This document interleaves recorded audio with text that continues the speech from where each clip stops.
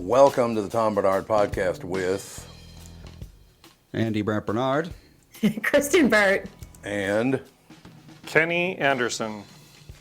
it still bothers me because I have my oldest friend, Kenny Anderson. Honest to God, lived on Lowry Avenue North, and what would that be? Lowry and Queen, I guess it was. He didn't give you a call after I was on last time? I didn't hear from him. No, I didn't hear from him. Oh. I don't know what the hell that's all about, but such is life. But I should mention, Kristen Burt, I went to a gathering yesterday, and I don't know how I'm going to get the word out. Nobody knows I even have a podcast. I just don't get it. I do. You're not doing enough social media. You need a dedicated social media person. I know, we've been looking into it, but then of course this move started and now it's like, this is all of our time right now. You need someone like clipping shows and immediately putting them up after the show is on. And you have to include TikTok. As much as you probably don't want to be there. Oh, I don't care about being on TikTok. All those social media sites are insane. They are, but you need to do it, unfortunately. No, that's fine. So I went to this kind of neighborhood gathering thing. There were probably about 50 people there, something like that. This one guy, Len, came over and asked me if I was Tom Bernard, and I said, yeah. And then Steven came over, and then other guys came over. Once they knew it was me, they came over and go, why'd you retire? I said, I didn't retire. They lied. I just wish people wouldn't lie. You know what I mean? But you know what I think you can do? Like if you start even doing some videos, like if you get a social media person and you start doing videos, you can actually pin a video that says, I did not retire. And you can actually Well, that's what we're going to do is I'm going to have to. We have an ad going on Facebook right now and it's doing fine, but what we're going to do is we're going to change it from just a picture of the logo to a video. I haven't downloaded this, but I want to see how close. Oh, yeah, you can't really see them, can Great, you? no. Hopefully Alex comes in and she can help you. That's Len and Steven. I ran into them both at this meeting. One guy, it was very, very sweet. He found out it was me, but he was too nervous to come over. It's like, for a disc jockey, what the hell's wrong with you? You're scary, Tom. I'm a scary person. But yeah, it was so nice running into them. It was really a good time had by all. It's one of those kind of deals. So thank you, Len and Steven and everybody else I ran into. My neighbors, we're moving a week from tomorrow. And our new neighbors couldn't be nicer. There's one woman, I won't use her name yet, but she thinks she's my mom now. What do you need, Tom? Where do you need to go? She wants to take care of everything. It's just wonderful. That's great. She's our next door neighbor. The nicest people in the world. Really, really nice. And by the way, it's about a half a block from my favorite Italian restaurant in Minnesota, so that's good. Oh, can you walk there? Oh, it's literally about a quarter of a block. That's fantastic. It's kitty corner from the house, actually. So now I'm like curious, what is your favorite Italian restaurant in Minneapolis? And then I'm like, wait, maybe he doesn't want to let everybody know because then it will become everybody give away else. your Yeah, I wouldn't. Give away your secret. Well, we've been involved in Bar La Grassa for a long time, but I haven't been down there in a long time. I did actually bring my gun with me, so I probably wouldn't bother me. Well then. That'd be pretty good. Well, it is an Italian restaurant, so it's tradition to bring a gun with you. Yeah, that's absolutely true, isn't it? It's pretty much the situation. History. You know how you leave the cannoli. You know how to get an Italian to stop talking? Oh. You tie his hands. That's true. And let me tell you. God, before we move on, Chris, I got to mention this. I've been hopping on the YouTube channel lately because they do all these different surveys and all that, and all these old videos. There's tons of old videos on YouTube that are just fun to watch. I must have watched about an hour and a half of stand-up by Rodney Dangerfield. My God. We were talking about him yesterday, so... Yeah. It's so funny. We were talking about Don Rickles and Rodney Dangerfield, and I'm listening to John Stamos' audiobook from his memoir. Yeah. And I wound up going for a walk after this show, and it was so funny because the entire chapter was Don Rickles. I'm like, oh, I just conjured him up. You conjured him up, no doubt about it. See, that's the part of social media that I know a lot of people. I don't run into a lot of trouble on social media. Once in a while somebody goes after me, but not very often. Because I just tell them to F off when they do, so I guess that's part of it. Might have something to do with it, but yeah, there's a bunch of really good stuff that you can find. They do all these surveys they did and show you the results of the surveys. You're not part of the survey, but Yeah, there's some really great stuff on there, no question about it. Except I have found out one thing they do, so-and-so died today. I didn't realize, a lot of people I really loved on television have been dead Jackie Gleason's been dead for 40 years. What is that? Yep. Crazy. Yeah, we looked that up yesterday. I was like, I just said I don't really remember Jackie Gleason being alive in most of my lifetime. So Nothing. That's all I crazy. have to say. So what's the latest? Kristen Bird Entertainment News brought to you by North American Banking Company. Go to nabanco.com to learn more. Member FDIC, equal housing lender. So I will get to work. I'll figure it out how I can do this between you and Andy and Catherine and all the rest of it. Because a lot of people don't know I even have a show, and they say, well, God, now that I know, I'll listen every day.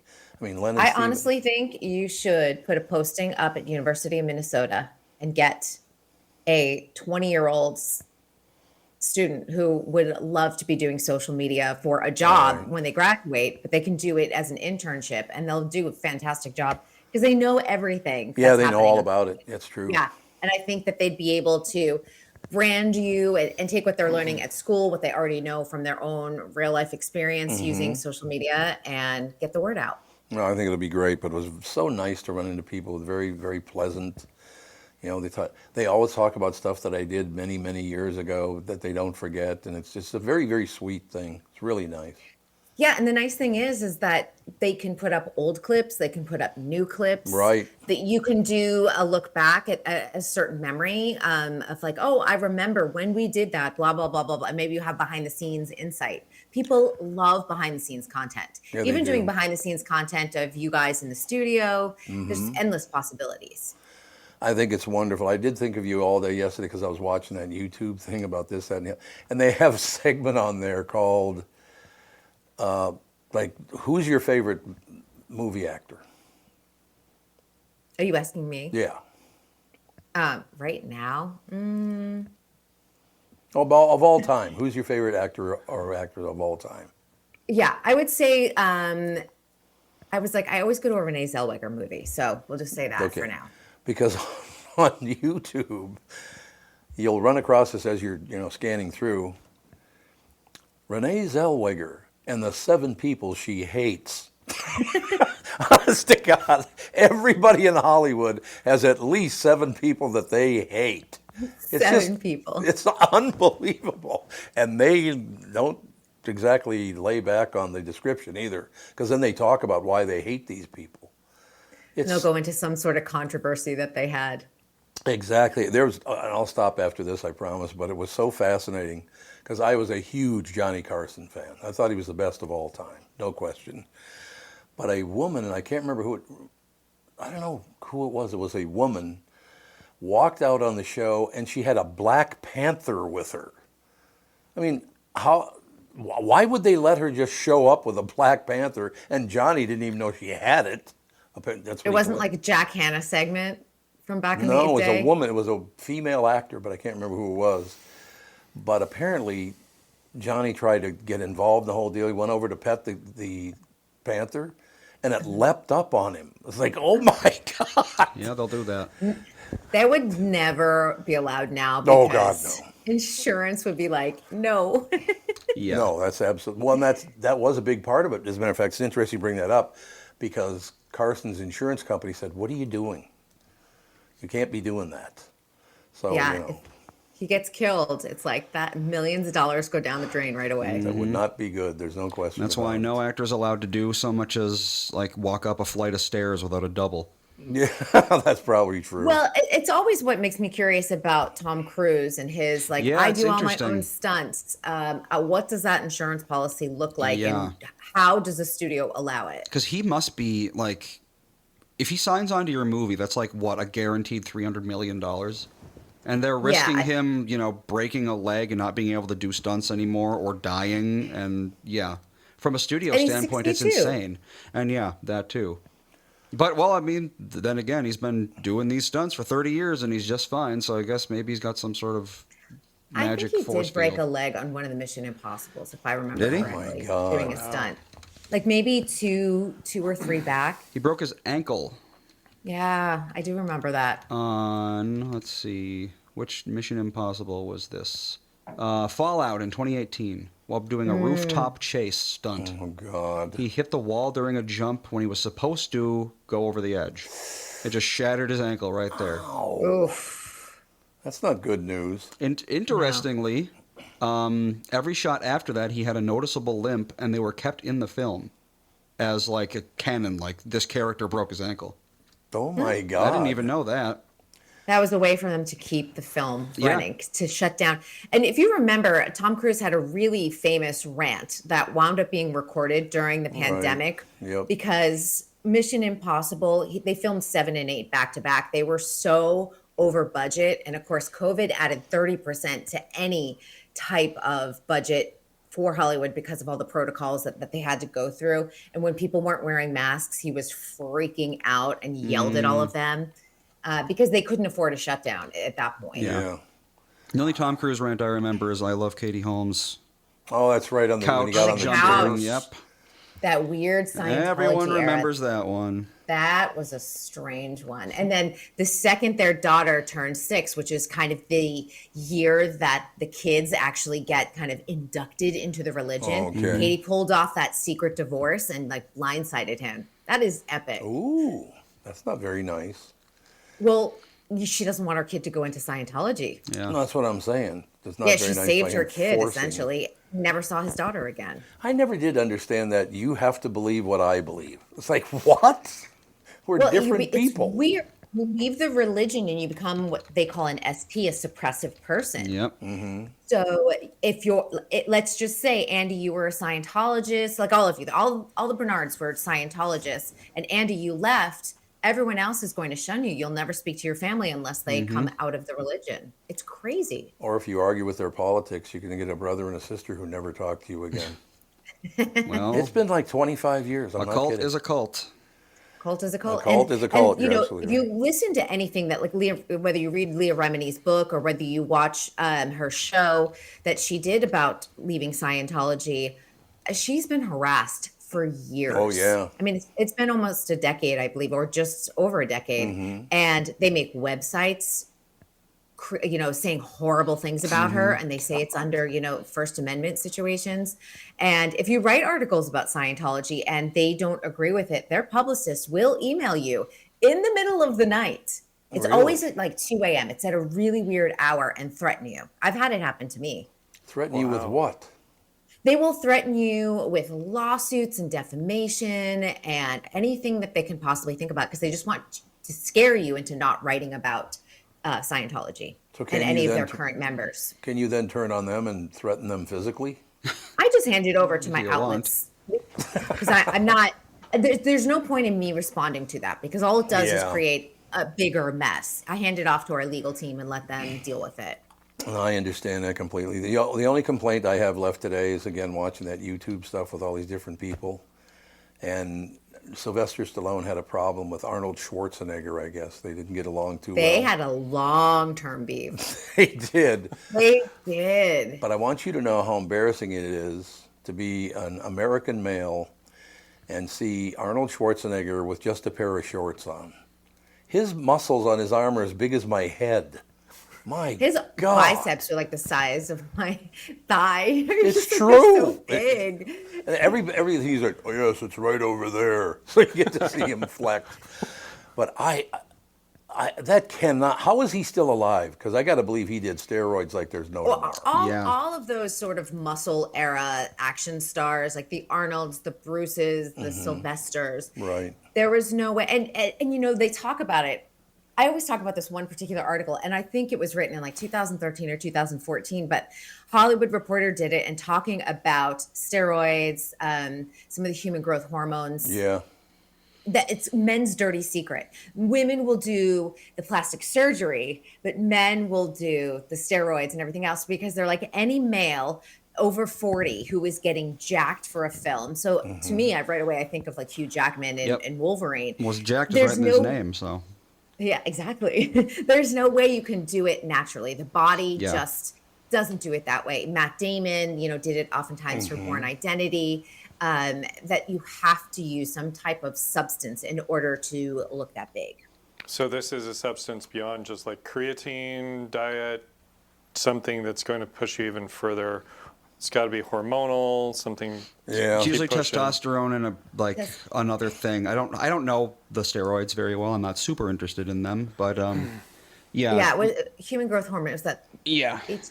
HGH, yeah. So that, and I was just watching someone and they're saying like, The Rock is saying like, hey, I'm going to lean out a little bit more. And it's probably him coming down off of whatever allegedly he's been using. So if you see him smaller, he's saying it's for my health and stuff like that, but it probably is for his health because he's been, to stay that large. He's in his 50s? Mm-hmm. Let's see. How old is The Rock? Dwayne Johnson. It can't be great for your body in the long term. He is 53. So he is getting to the age where those things catch up to you, usually. Usually it's like your 50s is when bad decisions start creeping up on you. So. And you want to worry, you always are concerned about your cardiac health, for sure. Right. Women and men in your 50s and up. So that would definitely be something. I still love the fact that when I was a kid, or in my early 20s, if you could bench 300 pounds, you were very, very strong. And then came steroids. What did you tell me the last time, Andy? The world bench press record now is like 1,150 pounds, almost 4 times as much as what everybody used to do. I mean, it's unbelievable. It is currently... Wow, there's a lot of bench press records. Yeah. Let's see. With the bench shirt, 1,400 pounds. 1,400 pounds. That can't be That's good for insane. you. It's like you got 1,400 pounds, about 1.5 feet from your face. Woo. Me and my 5-pound weights each morning. Yeah, exactly. That's exactly I know. it. Wouldn't you be terrified of having that much weight? Oh God, yes. Right above your head. Absolutely. I mean, you slip and your skull is gone. Well, they're desensitized. I guess They've been so. doing Yeah. it for so long Yeah. that it doesn't even shock them anymore. But God. without the bench shirt, it's 783. That's still a Still a lot lot of of weight. Still weight, an insane amount of weight, but I mean, It's so amazing. that shirt though. doubles your strength apparently, or your ability to bench anyway. So it really is cheating. And if there's any young guys or young women listening, do not do this because every single person I used to lift weights with that did steroids is dead. Every one of them died Cardiac young. health. It was really, Hawk and Animal, I love those two guys, the Road Warriors. We used to go to dinner and hang out with our wives, they're both dead now. They both died, I'm pretty sure that Animal lived to be 60, which is he's one of the oldest guys when he died. And still Hawk- looks so young to pass away. Hawk Yeah, was oh, 46, Animal was 60, yes. He was 60, yeah. So Hawk was 46. Yep, only 46 years old. He died 22 years ago. I will say, honest to God, you go out to dinner and you have Hawk from the Road Warriors arguing with Catherine, my wife, every time. It was unbelievable, this gigantic man arguing with Catherine. She says, "You're an idiot. I want you to know you're a moron." It's like, okay, well, good for you. But it's just a different world. Don't go anywhere near that. If you're listening, you're a kid, do not do steroids. It's not a good Don't do idea. it. You will die young. There's no doubt about Almost it. certainly. Oh, well. So what else has happened on the Hollywood scene, sister? There's a lot of news when it comes to streaming. I think the biggest news is that we officially kind of have news of when the Hulu app is going to be absorbed into Disney Plus. Yeah, yep. And that's coming in 2026. And just so people know, you'll be able to utilize these two apps separately, though. It's just that if you're only subscribing to Hulu and not Disney Plus, any of the Disney Plus content will be locked. You won't have access to it, but it'll all be in one big app. So we kind of saw this coming. I have a feeling at some point Hulu will probably be completely absorbed into Disney Plus. Right. It doesn't really need to exist anymore. No, it doesn't, because originally it was designed for multiple networks to have a streaming platform, and now it's a Disney platform. So I think at some point it'll just all be unified there. But the other thing is Roku now has a streaming. They have their channel, but they now have a subscription that's available that launched yesterday. It's called Howdy.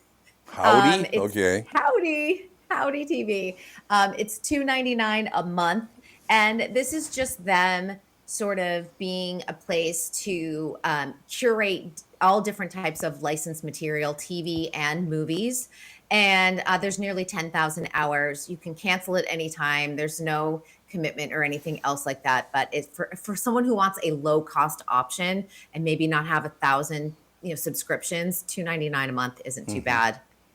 And then, of course, there's more. And then Fox is going to be launching Fox One. And that's going to be launching August 21st. That's going to cost $19.99 a month. Jesus. So that's going to offer you, it's going to be live and on demand of all Fox programming. So everything from Sunday NFL, Major League Baseball as well, Fox Business, Fox Sports, Fox News, Fox Weather, FS1. I mean, so much. So if that is something that you're interested in, that launches August 21st.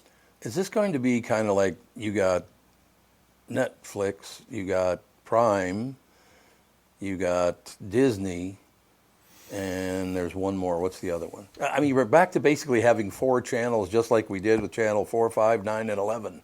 Yeah, it's interesting because we all cut the cord because we didn't want cable. Right. So then we signed up for these streaming services, which were very affordable at the time. Didn't have ads. Yep. But now they have ads. And if you don't want ads, that's a premium price. And I would bet if you subscribe to a majority of them, Apple TV and Peacock and Netflix and Amazon, you're over your old cable bill. Oh, there's no question.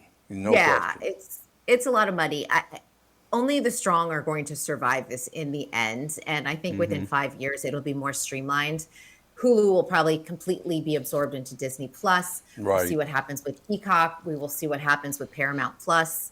I do think that HBO is going to be absorbed by one of the streaming networks because HBO alone, I just don't think Max is going to be able to stay alone. Can I ask a burning question for you, Kristen? Burning question. So years ago, Disney Plus was not profitable. Did they finally get in the black, or is this acquisition of Hulu trying to help them push into the black? Disney has actually done very well, and they've had a few good quarters, so it's pushing them into the black. But, a lot of things that help them are the theme parks. Theme parks and cruise lines are really what always push Disney over the edge and keeps the rest of the entertainment arm going. I was asking more specifically, Disney Plus, did that segment of the Disney empire, did that finally push into the black, or is that still? I believe it's been pushed into the black over the last within the last year, I want to say. Okay, cool.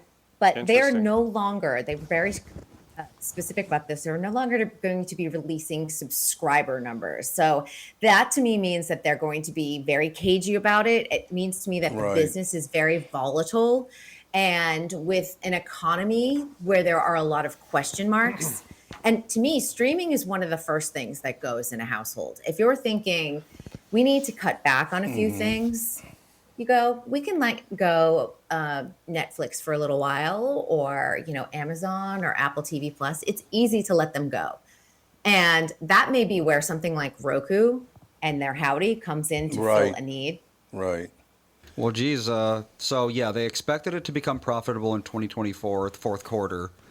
I don't know if they did or not because I'm not going to dig that deep into it, but I'm assuming so because, second quarter 2024, they lost $18 million. Whoa. No, not whoa. Because in second quarter 2023, they lost $587 million. So they were doing pretty badly for a while there. Yeah, that's what I was like. 587. How much is Disney worth even? But the programming that they were putting on Disney Plus was like really amazing, between The Mandalorian and you had WandaVision and you had Loki. Some of and those probably cost a lot, and you got to get the viewership in there.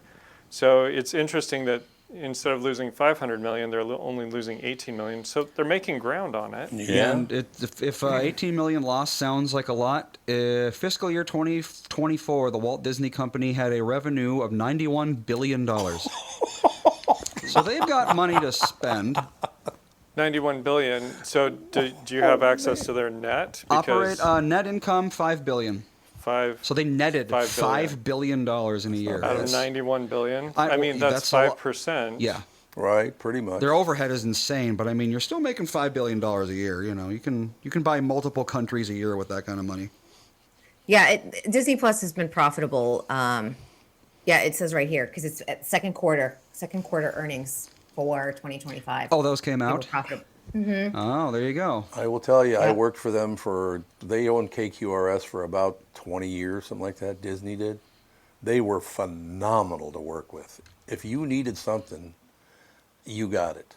I had the highest rated show in America, and what's the chairman of the board's name again? He left for a while, but he came back. Iger? Bob Iger. Bob Iger. I used to get calls from Bob Iger. How's everything going, Tom? Everything okay?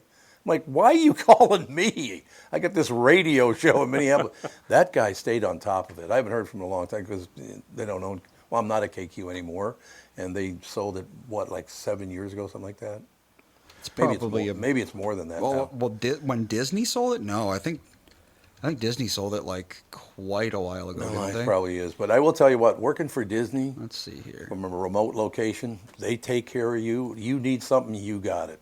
It's pretty amazing. The free Disney passes are really good. Oh yeah. Citadel bought KQ in 2007. It's been 18 years. Mm-hmm. They've been driving it into the ground for 18 years. Yep. Honest to God. And then Citadel merged with Cumulus in 2011. Oh, that's right. Yeah. 2011. That makes sense. 14 years. 14 years for Cumulus, but plus 4 years for Citadel. Citadel wasn't that bad. No, It's Citadel, Cumulus I remember. that's horrendous. Yeah. Does Cumulus Cumulus must lose money like there's no tomorrow. I wonder if they're public or not. If they are, we can know everything. Because they don't have well, first of all, I know one of their executives, I won't say who, every 90 days they get a check for $1 million. Well, that's not bad. It's a good job if you can get it. Yeah, if you can get it. Revenue $844 million, net income $18 million.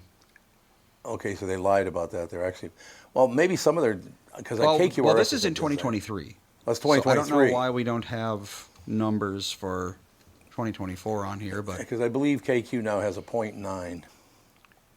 Well, no, I'm not talking about share. I'm talking about money. No, I know, but I'm just saying you aren't going to make any money when you got a 0.9. It ain't going to happen. Mm-hmm. It's really unfortunate. It's it's like local television, local radio, newspapers. It's all going away. It's tough. It is a very, very tough business now. All right, any closing words there, buddy? Just don't forget, Wednesday, season 2 has dropped on Netflix today. So that is the big scripted show to go and watch. Season 2 of what? Wednesday. Wednesday Addams. I liked Wednesday. That was good. Season 2 is here. I feel like season 1 was a million years ago. It feels that way. Huh. Who's the young woman, the star of the show? Jenna Ortega is fantastic. She's phenomenal. She's really good. Good. I'm glad. And that comes out when? Today. It's already on. I'll be watching it. You can go home and watch it today. All right, young lady. An excellent report as usual. We'll see you all tomorrow. Looking forward to it. Kristen Britt Entertainment News brought to you by North American Banking Company. Go to nabanco.com to learn more. Member FDIC, equal housing lender. Now the pressure's on Kenny Anderson. You better be good, pal, after that half hour. Well, we do have an ad break to do. Multiple, actually. I know what I'm doing here. Don't worry about it. All right, then. We will take a break. Be right back. Kenny Anderson in studio. Not the Kenny Anderson I went to St. Anne's with. Different guy. We'll be right back. From Bradshaw and Bryant, Michael Bryant. What's up, Allie? Oh, not much. Doing my usual thing of telling people they shouldn't be texting and driving. In Minnesota, you can't have your phone in your hands. You can use, hands-free, but you can't have your phone in your hands for whatever reason. And that's why they made the law the way they did, so that police officers could see a phone in your hand and you got no excuse for why you got it there. Do people know that that's the law? I hope so. I mean, they used to follow it, and then kind of COVID kind of made people forget, and now it's like a freewheeling world out there with cell phones. Let's say you get pulled over because you do have a phone in your hand and you're not watching where you're going. You got to be in pretty big trouble then, I would guess. Well, the first one's not as bad. It's the multiple ones, the problem. And once people start stacking them up, then they have a big problem. And then what we're doing in car accidents is we've started bringing motions for punitive damages, because I'm trying to use the civil law any way we can to stop this, because it needs to stop. Whenever I'd had any problems in my life, who was that I called again? It was like an MB, something like that. Bradshaw and Bryant. Let me tell you about my bank. That'd be North American Banking Company. When it comes to banking, it's all about trust, and that's what you get with them. They've been around since 1998. They've always made it clear they're here to give you a better banking experience with a local focus on the local community. And you won't be dealing with some AI chatbot either. You'll get straight answers and quick decisions from real people that know you and your situation and are always ready to help. So if you're tired of the big national banks, want something better, stop by and see my friends at North American Banking Company. Visit nabankco.com to learn more. Member FDIC, equal housing lender. And there's one more. I got another live spot. What do you think of that? I know, it's packed now. You're listening to me, your customers are listening to me, and they'll hear me promote your business. The Tom Bernard Podcast attracts thousands of listeners who are loyal, engaged, and ready to support businesses they trust. Our podcast has helped numerous businesses increase traffic, sales, and brand recognition. We're not just about ads, we're about results. Whether you're a local business or a national brand, we offer custom advertising packages designed to fit your unique needs and goals. Our audience spans multiple demographics, allowing you to target your ideal customers with precision, from millennials to baby boomers and everyone in between. With the broad reach of the show and passionate following, your business will see increased visibility and awareness, translating into more customers and sales.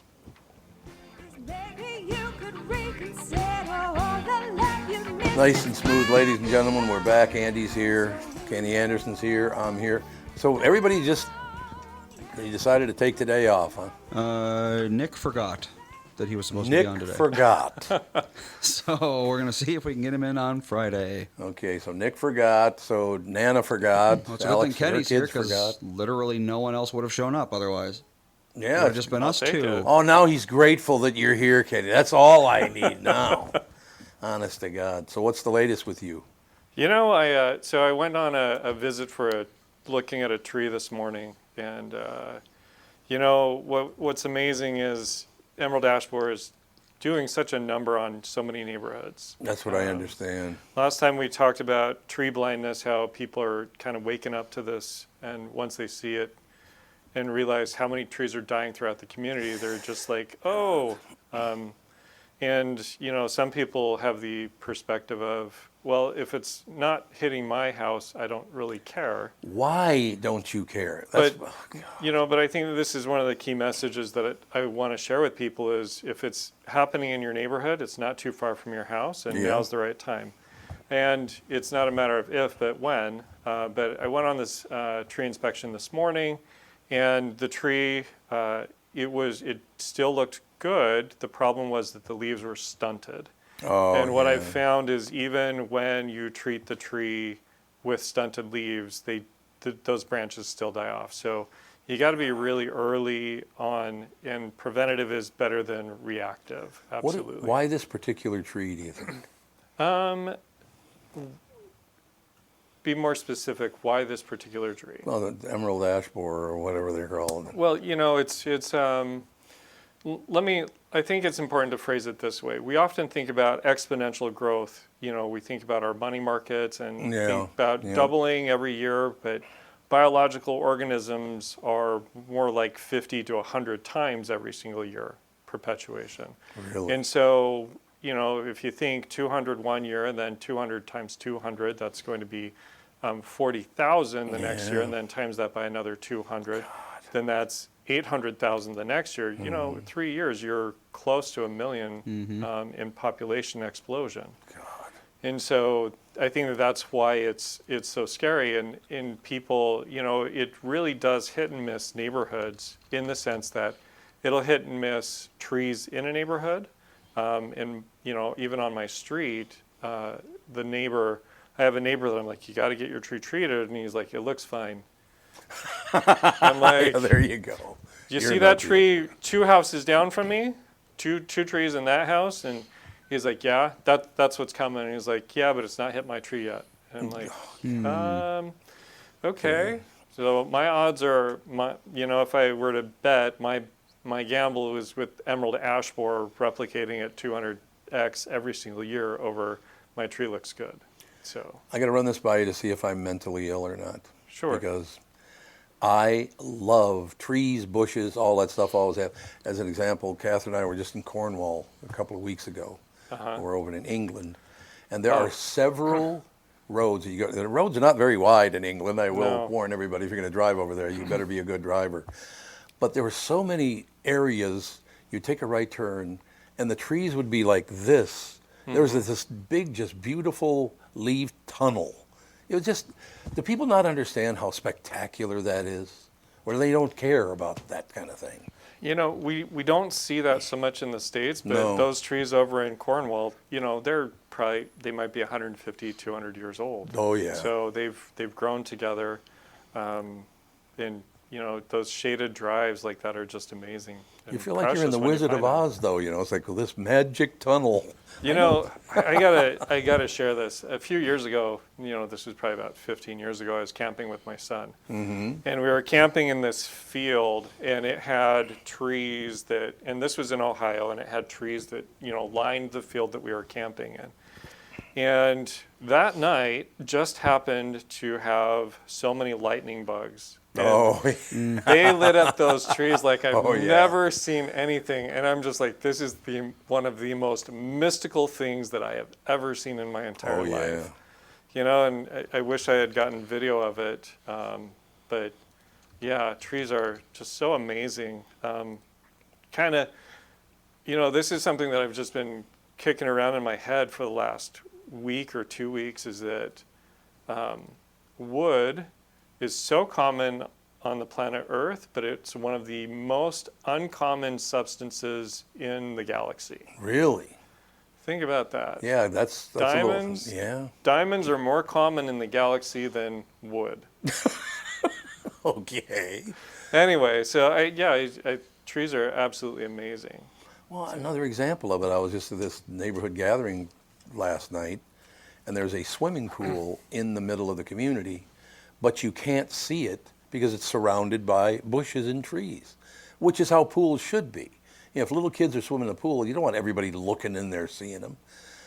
The use of trees and bushes and grass and all, it's just amazing what you can do with those things, and yet some people they have no respect for that at all.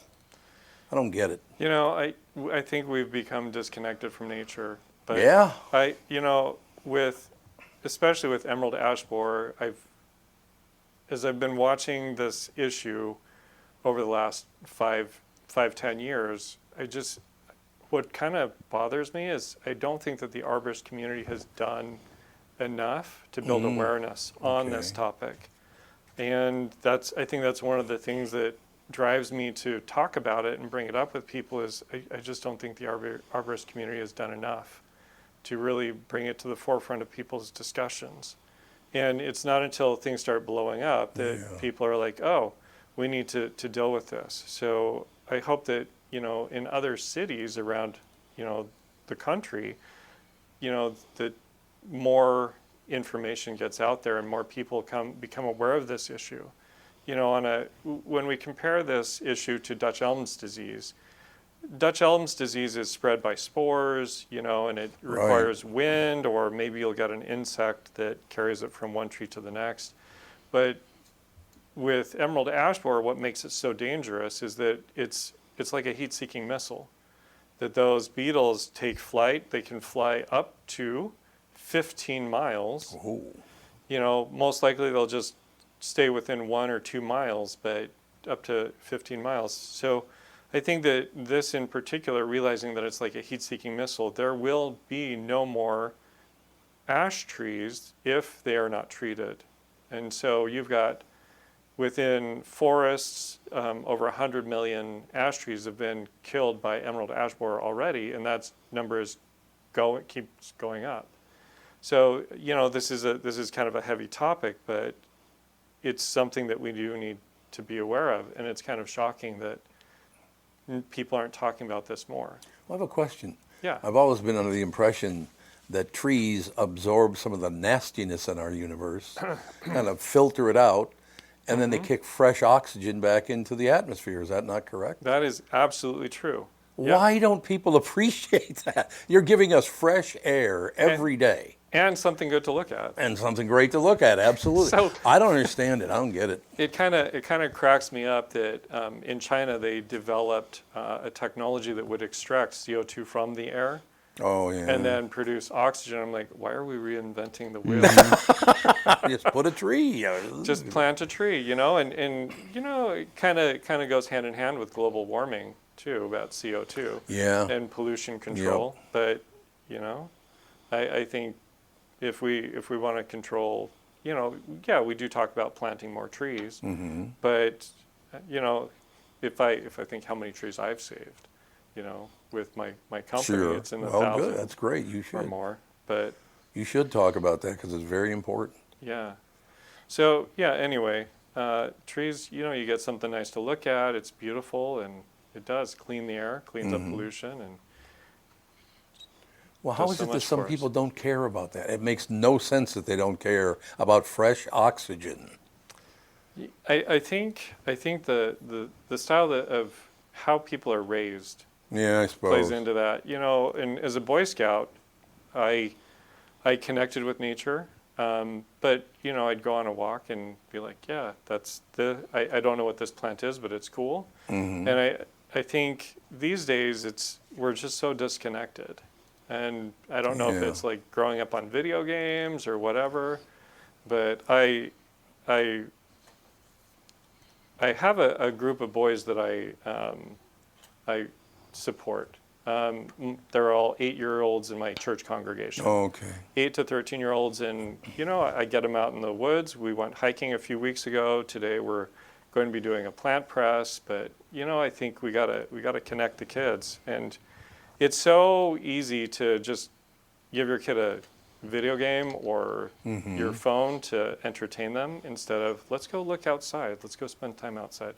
Growing up in the 80s, it was like you'd disappear, and then mom would call you home, she'd yell out the backyard, and you'd be like, oh, it's time to come home. And I don't think that that's how we run the society anymore. I think that's absolutely true. God, you used to know everybody's mom and dad, and they knew you and everybody on the block, and it's not like that at all anymore. You're absolutely right. I mean, we were living in a building. Well, we still are for another week. We're moving a week from today or tomorrow, I guess. But luckily, I mean, I've met several people in the building, but you don't really, like in the old days, you would go, hey, let's go have lunch somewhere. Come on over to the house. We'll have a little party. There's none of that anymore, which is unfortunate. But I just don't understand how people don't realize it's your oxygen, that their oxygen is keeping you alive. How do they not know that? Well, they'll find out soon enough once the oxygen's cut off. Well, and I'll tell you, Catherine and I have been together for 45 years, and one of the first things she did, I think, Andy, the last time we had a real tree, you were about 4 or 5 years old. What do you mean a real tree? Like cut down a Christmas tree. Oh, yeah. I'm young enough that I really don't even remember it. Yeah, I mean, Catherine and I just went out and got a fake, because they're beautiful anyway, you can't tell, but you're not killing, oxygen givers. It's a nice tree, it looks good, we love Christmas, but there's no reason to kill trees to do it, right? Yeah. Right. So, this is just pause for thought, So producing oxygen, it goes hand in hand with us breathing out carbon dioxide. Right. And so this is something that I've always, never gotten a real good, clear answer on. Going through college, they talked about how if you had a greenhouse and you would pump in CO2, the plants would actually grow faster. Pause and think about that for a moment. Yeah, that's interesting. You would pump, so they could partner greenhouses next to, power plants and pump the CO2 into the greenhouses, and you would get more growth. But when it comes to global warming, the Earth is actually self-regulating in that same concept, that if you pump CO2, if you increase the CO2 level, then your plants around the world are actually going to grow faster and help to self-regulate the CO2 content of the air. I see that. Why don't we understand? Is there money to be made by not talking about that? I think so. Yeah, I think there is money to be made. by not talking about those kinds of things. It's always about money now. Everything, why do you do it that way? Well, it's because of money. It's always that way now. I mean, I just can't believe people, the money grubbing right now by our politicians in this country makes me want to vomit. Every one of them seems to be in it for the money only. They don't care about you. They want to make money and be famous. That's the two things. I'm going to be famous and I'm going to make a lot of money. Well, it's not what your job is. No. I don't know. It's just very frustrating. I do get very frustrated with that whole deal. Don't they have children and grandchildren? They'd love to, here, look at this wonderful planet. As I leave, you'll inherit it. Isn't that a wonderful thing? Yeah. So what's your favorite kind of a tree, Tom? I love all kinds of trees. You know, elm trees, oak trees. You go down I love them all. I even like shrubbery. I'm a big shrubbery guy. Shrubbery. I mean, we had those gigantic lilac bushes in Dayton when I grew up. I remember. Oh God! I'm sure they seemed bigger because I was a kid, but I remember them being just like gargantuan. They were. Yeah, we lived on a farm. How long did we live on that farm, Andy? It was quite a while, actually. 16 years, I think. 16 years. Between the time I was like 2-ish to 18-ish. Is this Dayton. LA next? Yep, the one you went to. Yep. Horse farm. Yep, that's exactly right. Yeah, I think the lilac bushes are gone now. I think they are. Yeah. Yeah, I was out there a few weeks ago, and well, they would have been in back. Did you go like out back? I went all over his did you? property. Yeah, lilac bushes. I think they had to get torn up. I don't think they live like super long, and they would have been planted when I was a very young kid. So Tell that story about the cliff behind our house that you almost drove the car over. Oh, never mind, lilacs. Let's not talk about that one, Dad. Let's not talk about that one.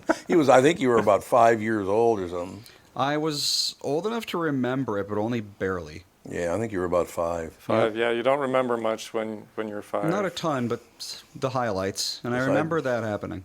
Decided to put her in neutral, see what happens in neutral. Well, it's a good thing there was a huge tree there. I don't think I even decided to put it in neutral. I just, there was this lever, and I touched it, and it happened to go into neutral. But right there is an example. Why wouldn't I love trees? They saved my kids. It went you guys would have gone over that. That would not have been pleasant. Because we went like maybe 10 feet. It was really not very far. Yeah, and then after where you went, behind that tree, it went straight down. Right down. It was not a hillside. Wow. It was straight down. Yep, straight down, and then it goes to the river. Yep. So, I mean, yet another reason why I love trees, because I still have my children. That's exactly right, I watched some of these videos on YouTube about an arborist cutting down a tree, and it lands on the house. And I'm like, God. Oh. That every time that makes my stomach churn just a little bit. Well, you got to tension them correctly. You can't just cut them down and hope for the best. Well, yeah, and I think that it comes to the center of gravity, and are they assessing it? And I'm like, how are you not looking at the center of gravity on that tree? Well, that's why these days they just cut everything. They cut every millimeter of the branch off over the course of an entire day. It's insanely laborious, but it's also very safe. Much safer on that one. That is interesting, too, because we just Catherine and I went to a house party a couple of weeks ago. And really beautiful home, beautiful backyard, and all the rest of it. There's this giant tree. I don't even know what kind it was. But it's getting so big that the branches are now going over the roof of the house. Yeah, you don't really want that. And I guess you don't want that. But if they have to, the trunk of that thing. They would just cut the branches back. They can just. Yeah, they can cut the branches. Yeah, they can generally cut the branches back. And usually you want them cut about 8 feet above the tree. Above the house, so that it's not touching the roof. That's the ideal positioning on it from an arborist and protecting your house and enjoying the shade of the tree still. I don't know how old the tree was, but it looked like it was about $150, and it looked just majestic. It's just beautiful tree. Amazing. But if it continued, and it will continue to grow, so they're going to have to do something, right? Yep. I mean, trees never stop growing, do they? No, they don't until they stop die. growing. Yeah. One of the things that I love about getting out and working with trees is sometimes I get these awesome surprises. And I was working at this client's house, and I did a double take at the neighbor's tree. I'm like, wait, that's a ginkgo. And sometimes you'll see these ginkgo trees at in parking lots like Hy-Vee or something. But this tree, this ginkgo, was probably about 50 to 60 years old. God. So it had this massive trunk. It shaded the whole entire front of the house. Yeah. And it was just absolutely stunning. And, the ginkgo leaves, they're so unique, parallel venation. And, that's just one of the things I love about this job is I get surprises all the time. Yeah, well, see, that's nice. That's nice to hear. I just don't understand why some people apparently just don't care. I don't understand that. It's where you get your oxygen from, at least some of it. Beautiful. Trees are, if there is a gift from God, I guess that would be, my guess would be trees. Or just, foliage maybe is a better way to put it. It's just an amazing situation. I think so. Yeah, I don't know. How long have you been doing this, first of all? So I've been treating trees for emerald ash borer for about 6 years now. Okay. This is my 6th year. But being a plant biologist, out of college I worked for the Scott's Miracle-Gro company. Oh yeah, sure. In their field biology, doing in their R&D, testing different chemistries, herbicides, insecticides. Mm-hmm. And so I've been involved in horticulture for 20, give me a second, almost 30 years. And I saw this going on. I lost my own tree back in Columbus. Oh, yeah. And I'm like, you know what? We gotta do better. We need to do more to save the ash tree. And it's not just, as I'm out and about, people ask me other questions about what's going on with this tree, but I think that the ash tree is the biggest tragedy in over 200 years. And why did that happen? Why is this happening to the emerald ash borer? Oh, yeah, right. So emerald ash borer, it was, what they think is that, first off, it started in Detroit in about 2002. Oh, really? Yep. 2002 is when they started noticing it, and they're like, why are these trees dying? And it was unusual, and it was all the same type of tree that they started seeing, and they're like, wait, these are ash trees. And they traced it back to, they believe that some emerald ash borers came over as part of a crate or part of a pallet from China and ended up here in the U.S. So it's been spreading since 2002. I think it arrived in Columbus right about 2005, 2006. And then here in Minneapolis, it's been going on since probably about 2012, 2010, 2012. They found it, probably in the last 2 years, they found it all the way over in Oregon. I've even gotten a call, this was funny, a guy calls me from LA in California. He's like, I found your website, and I think my tree has exactly what is on your website. Can you help me? Right. And I'm like trying to think, how do I help this person all the way over in California? How do I help them? I can't, are you going to fly me out there to come and treat your tree? Right. No, but I've gotten calls from Colorado, I've gotten calls from Missouri, but it's all over the U.S., all the way down to Texas, and it's just going to get worse over time. So we can't just put the brakes on, turn it around. Not going to happen. This is, again, you got that growth factor of emerald ash borer 200 times. There's no way to slow this down. It's a freight train with no end in sight until anything that's left is going to be just anything not treated. A client, another call that I got was from a guy in Wisconsin, and it swept through Wisconsin already pretty brutally. Oh, really? Yep. And he's like, hey, can you treat my tree? And he describes there are no more ash trees in the vicinity of his tree because they've all died from emerald ash borer. It's just wiped it out. It's pretty brutal. We better take a break here, come back just a couple. You got another few minutes? Yeah. Excellent. We'll be right back, ladies and gentlemen. Let me tell you about my bank, the North American Banking Company. When it comes to banking, it's all about trust, and that's what you get with them. They've been around since 1998. They've always made it clear They're here to give you a better banking experience with a focus on the local community, and you won't be dealing with some AI chatbot. You'll get straight answers and quick decisions from real people that you know, and your situation are always ready to help. So, if you're tired of the big national banks, want something better, stop by and see my friends at North American Banking Company. Visit nabanco.com to learn more. Member FDIC, equal housing lender. Many car dealers try to create an extreme sense of urgency. Does anybody really buy it? We gotta sell 100 cars by Saturday to get the boss off the roof. You'll never see these rebates again. And oh yeah, your trade will never be worth more. Really? I asked Jim Paul from Valley Buick GMC in Apple Valley and Valley GMC in Hastings his thoughts. I don't even know what to say. I hope folks are smarter than that. Has there really ever been a time when it was urgent? Probably not. But this tariff environment might be a first. Valley has several hundred pre-tariff units on the ground. Who knows what's going to happen with the tariffs, but these are really safe buys. Going forward, Valley's committed to make whatever the situation is as painless as possible, like we've always done. Where can we find you then? Get them pre-tariff. Hurry, hurry, hurry. When they're gone, they're gone. And man... At a Valley store in Apple Valley or Hastings or valleycardealers.com. Certainly not on a roof. Ladies and gentlemen, Jim Paul, one of my buddies I've known for a million years. Another buddy I know, we're talking Jack's. Family owned since 1933, an original Minneapolis steakhouse. It's a place to celebrate, create memories for over 90 years. It's a perfect place for that. Wonderful. Just minutes from Target Field for a pre or post game meal. Perfect prime rib, serving steaks, chops, and fresh seafood. You can even net your own trout from Jack's Garden Stream. And yes, it really is a garden stream. And you can really net your own trout, have it prepared for you minutes later.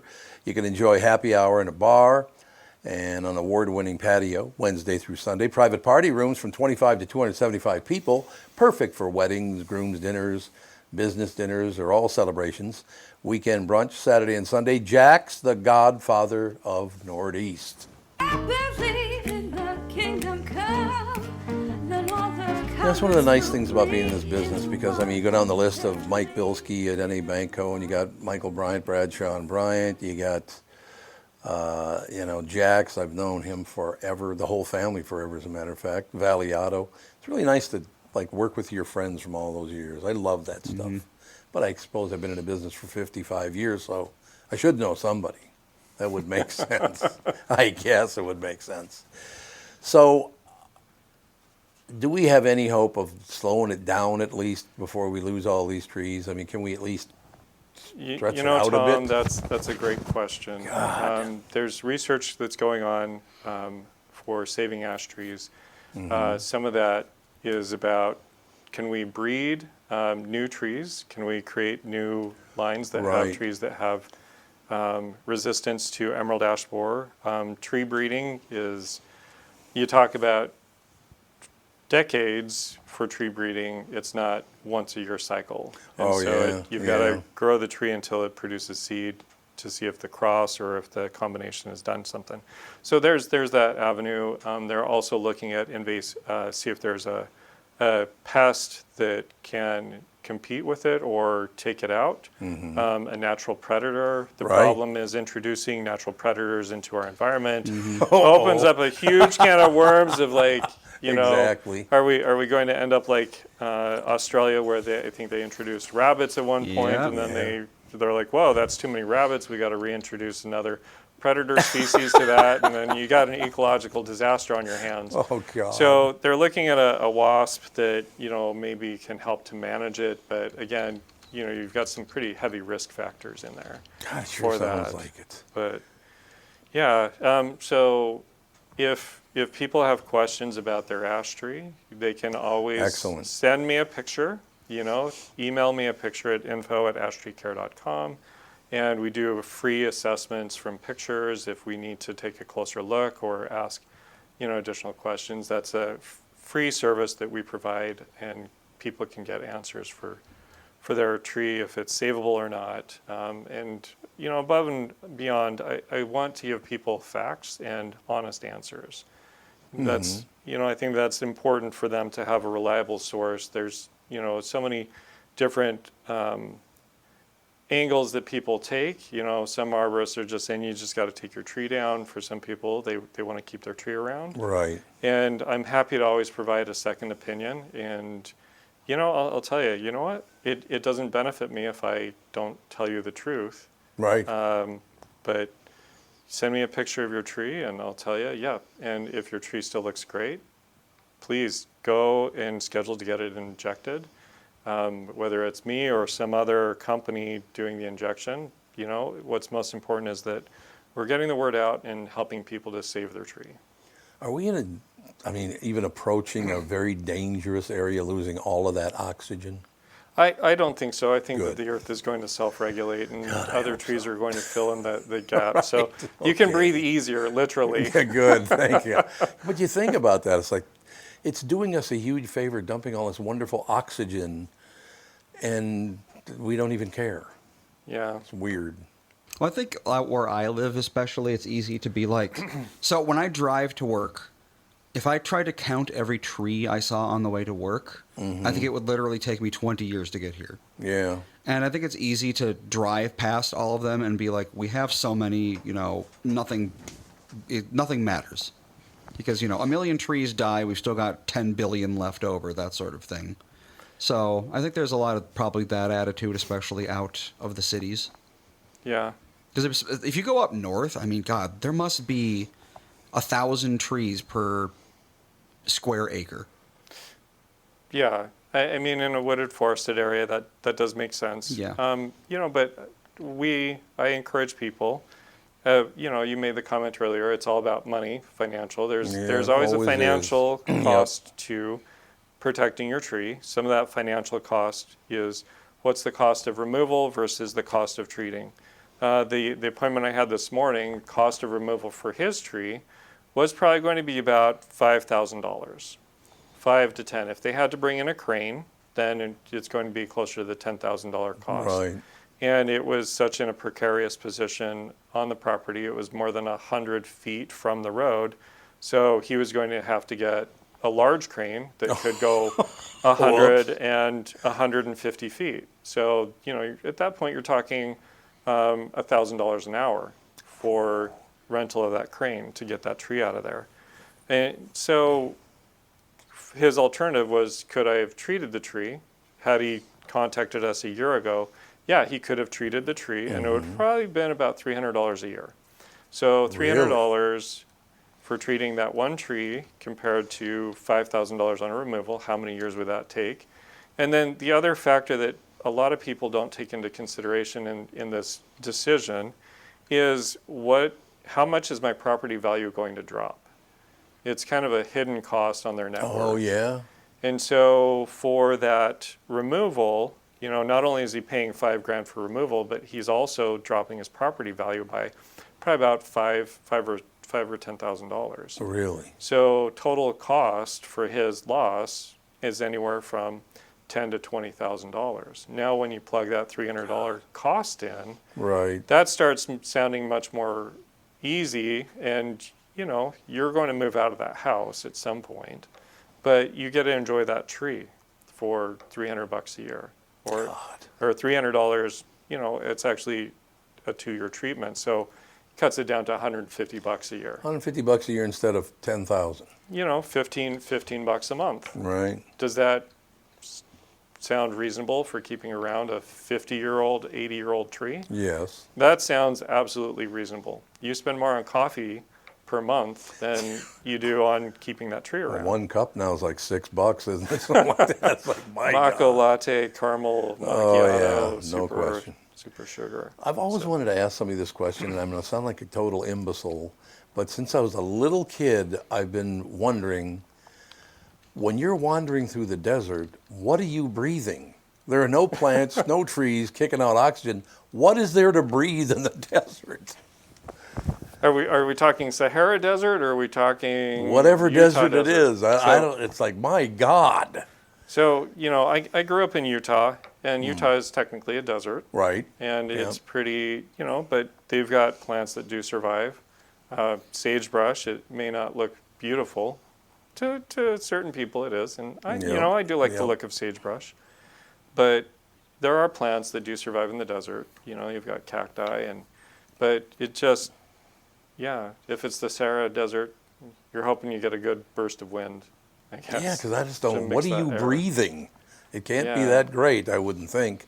I mean, obviously it has to be some oxygen, but I don't know if it's a great supply. I don't know. Yeah. I've always wondered about, when I was a little kid, I think it was Laurel and Hardy were going through the desert, and I'm like, what are they breathing if there are no trees kicking out oxygen? Well, there's I don't know that there's many animals in the Sahara Desert that are also consuming the oxygen. So that is true. It's got a pretty good fresh supply. Makes sense. Anyway. We'll take our last break, come back and wrap things up right after this. Yep, got a couple things to talk about. You do? Yes. Oh, that's a good thing. Mm-hmm. Okay, we'll be right back, I promise. It's time for Wellshire Alzheimer's and Dementia Care Facilities. Wellshire Alzheimer's and Dementia Care Facilities are a place where your loved one will live with pride and dignity. If you care deeply about someone in your life, Wellshire is the place I highly recommend. Wellshire is a memory care-focused facility, has a full nursing team always staffed within the building 24 hours a day, 7 days a week. They have never used or relied on any staffing agencies. Wellshire Medina is now accepting elderly waivers after 12 months of private pay. I know them personally, and again, I don't say that if it's not true. I've known them for years, the father and the son. They are a family-owned local company conveniently located right in Medina and Bloomington. They are the best staffed memory care facility in the state. Wellshire has a robust community with activities 7 days a week. If your loved one is in need of a memory care facility, please get in touch with my friends at Wellshire. Set up a tour or learn more at wellshiremn.com. That's WEALSHIREMN.com.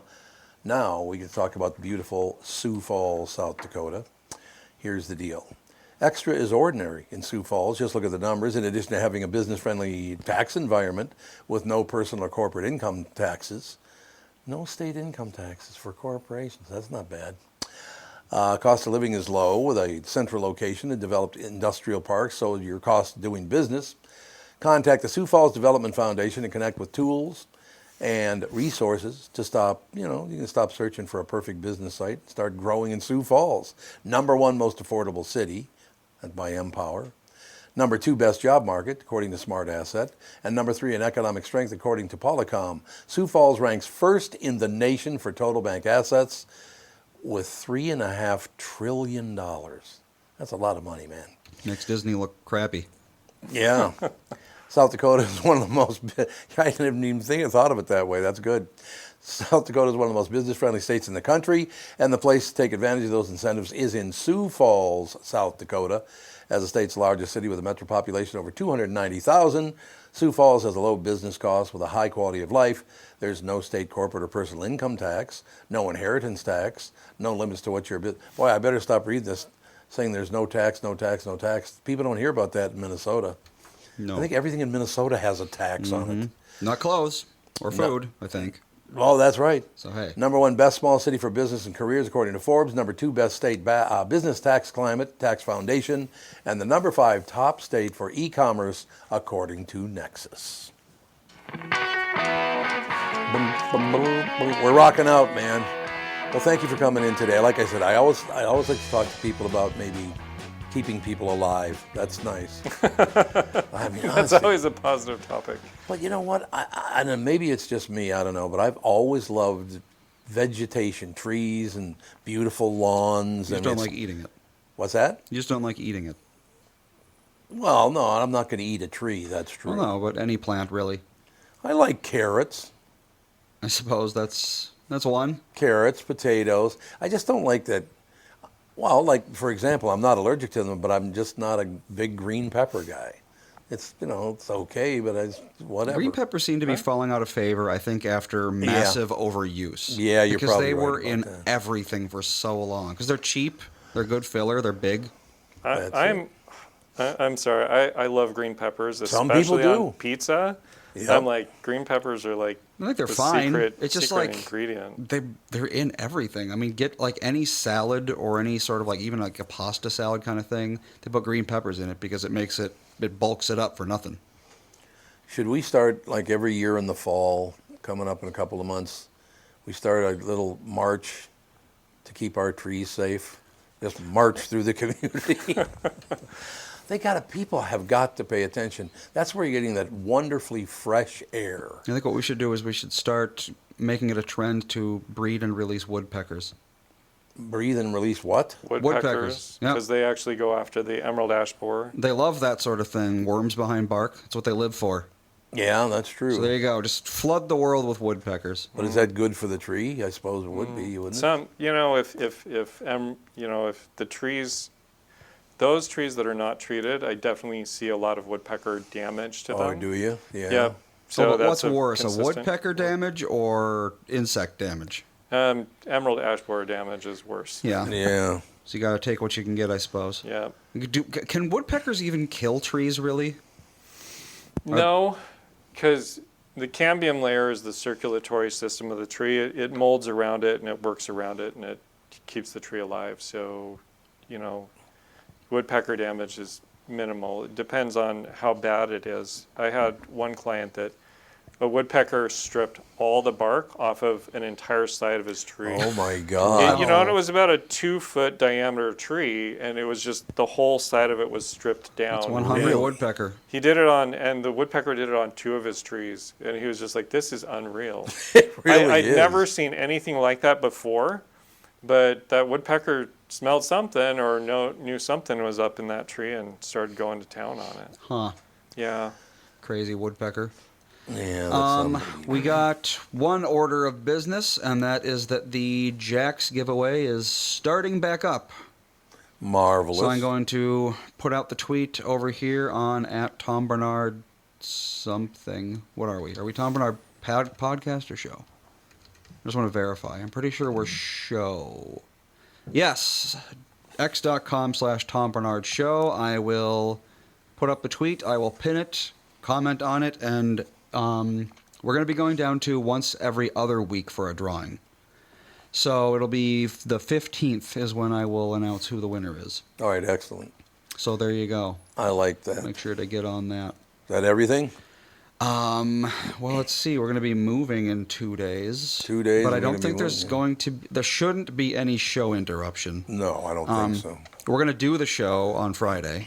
Mm-hmm. And then we're going to immediately disassemble the studio afterwards. But I should have everything up by Monday. So, Kenny, you know anybody who'd want this table?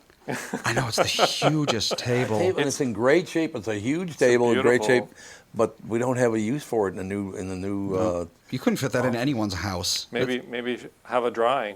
Yeah, there you go. Yeah, we should have a drawing for that. Take pictures of the table. If you have a semi-truck, you can come and pick up this table. It's a big table. It's not going to fit in a regular pickup truck. No. Maybe hang out just a little bit. Get a semi. You'd have to get a U-Haul to get that thing home, or disassemble it. Which, I mean, obviously we assembled it in the room because there's no way it would have gotten in the room as is. What are we gonna do with all these chairs? I think we're gonna try to sell pretty much all of it. We have a lot of furniture in here to sell. We have a lot of furniture. That's what Facebook Marketplace is for, I suppose. We could do like a, hey, listeners, take home a slice of Tom Bernard podcast history. Yeah, there you go. One of our office chairs. Works for me. We'll close with this. I think I brought this up to Kenny Anderson first time he came in, but I just love the story about the Kenny Anderson I went to school with as a kid.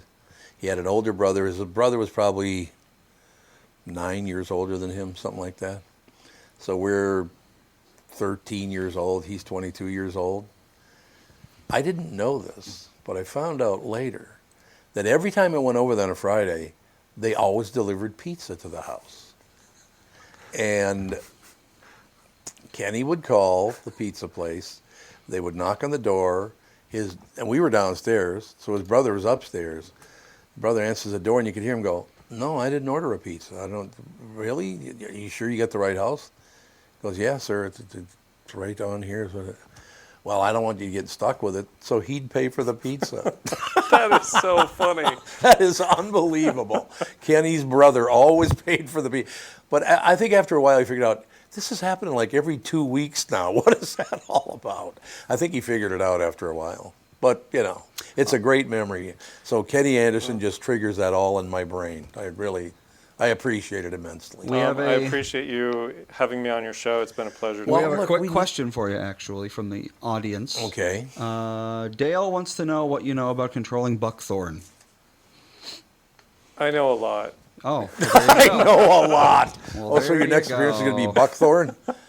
You know, I spent months, literally months, running crews, taking buckthorn out at the Park Nicollet chain Oh, yeah. of hospital and clinics. And, you know, the most important thing is once you cut it down, Dig it up, right? treat it with Tordon. Oh.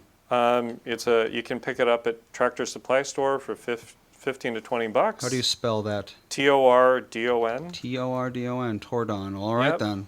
That's going to be your best friend, and you know we treated it consistently every time we took it out. I mean, we were taking out buckthorn that was a tree that big. Really? Like literally, we were, you know, it was out of control. But always treated it with Tordon.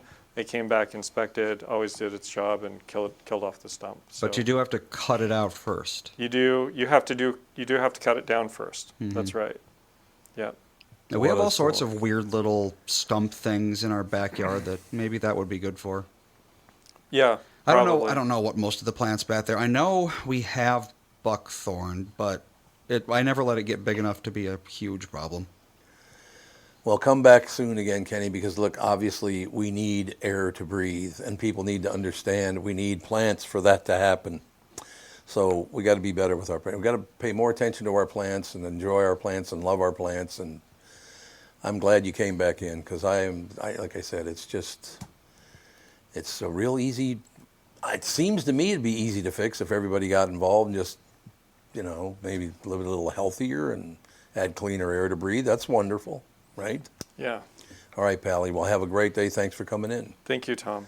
All right, Andrew, that's going to do it? Yeah, I believe so. All right, we'll be back tomorrow, and then the last show in this building. 2 more days in this building, yep. It's been, what, 14 years? No. Not in this building. How many years in this building? Well, we were on the top floor in 2018, so about 7. Oh, it was about 7 years. Before that, it was the Itasca building. Oh, that's right. We were in Itasca before that. Yeah, no, we were here for as long as the Itasca building. Yeah, just so about. it was 14 years. I was right about the years. Well, so it's 7 Itasca, 7 here. It was 13. So actually, no, we've been here for a year longer than we were in Itasca, if you can believe it. Okay. I mean, we've moved all over the place. We were on the top floor, and then we went across the street across the parking lot. Yeah, because they were redoing the deal, yeah. And then we came back here into this studio. I don't even remember when we actually moved into this particular one, but it's been a while. And I'm not saying this building, and when we were on the 5th floor of it, but there was a person that had the entire floor and decided not to pay the rent on an entire floor in an office building. Well, it's got to be expensive, right? Wow. That had to be a little spendy, I would imagine. But yeah, we all got kicked out because he didn't pay the I rent. know, that was fun coming in one day and being like, hey, pack up all your crap. It's like, oh yeah, I'll just do that with my studio that I have set up. Exactly. All right, we'll talk to you tomorrow. Thanks for listening. Bye.